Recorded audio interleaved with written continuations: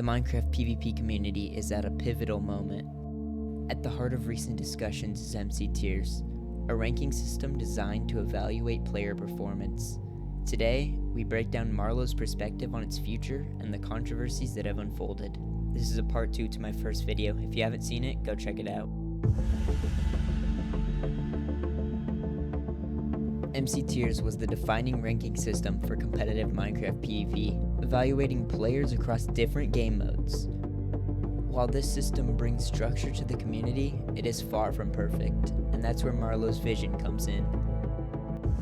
Marlow's plan for MCTiers might just reshape the entire way that MCTiers functions, implementing new systems, ideas, and guidelines for every single tier list to make it more consistent for the player. I'm going to be explaining everything that she said in her document regarding these things in this video, so make sure to stick around.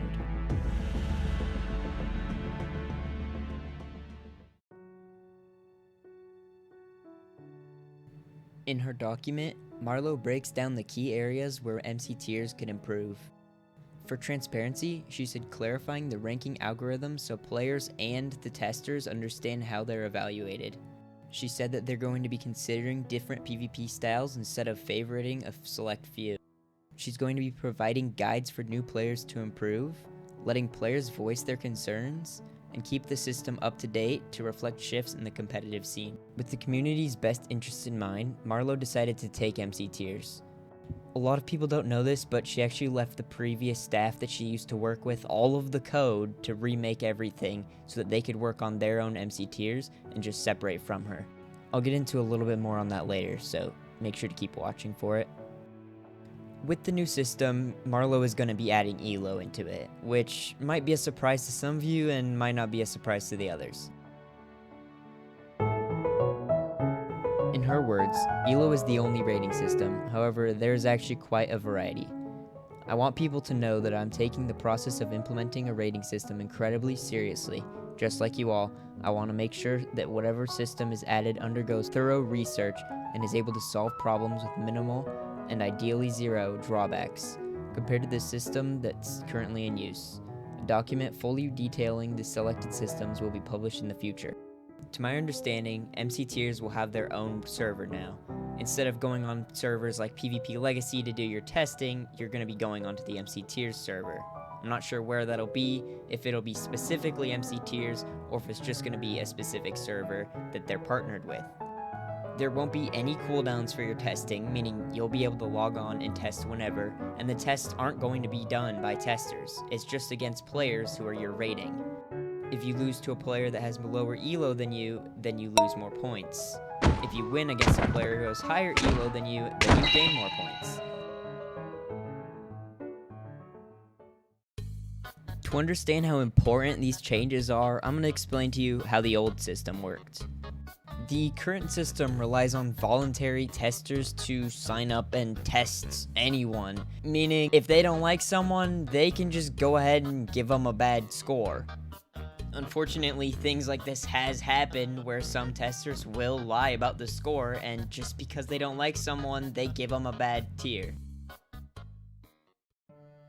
Despite its intentions, MCTiers has been at the center of multiple controversies, including accusations of bias, player disputes, and overall dissatisfaction with rankings. A lot of these disputes targeted Marlow. People thought Marlow was only high ranked because of favoritism. People always were accusing her of cheating, hacking, breaking some rules that she never really did. There are a lot of things that Marlow discussed, and I can't go through all of them, but I'm going to go through a few of them just to give examples. Marlow had been having problems with lurnn and encz for over a year at this point. These problems were discussed, and encz came to the conclusion that lurns would get a demotion. Lurnn, in an attempt to defend himself, provided false proof. Marlow goes in-depth through all of the accusations that lurn made against her and states that only one of them was even slightly accurate, but it happened so many years ago that it was odd she was being held accountable for it now. Ultimately, encz decided to tell them they should just make it up, essentially, and Marlow didn't like that. She thought that it just wasn't possible since they had spent over a year at this point arguing, and that encz had been saying and agreeing and that ultimately lied about demoting lurnn. She stepped down from her position and took everything that she quite literally owned, as in had paid for and worked on the most, and she gave a copy of all of the code to them so that they can continue their work and so she can continue hers. encz and some of the other staff didn't like her leaving. They had a problem with it, and they started trashing on her and really exposing things that just weren't true or just irrelevant. But now, in today's time, we find a lot of the community actually supports Marlow. They've been joining all of the different tier lists, and recently she made the Axe and Shield tier list, and pretty much half of the staff left the previous Axe and Shield tier list and went to go be a staff for Marlow's tier list. I said this in my previous video, and I'll say it here. I didn't explain everything, so please don't go in the comments and start saying stuff that just you have nothing to back it up on.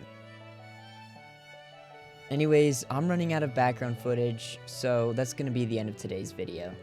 If you haven't seen the previous one, you need to go watch that.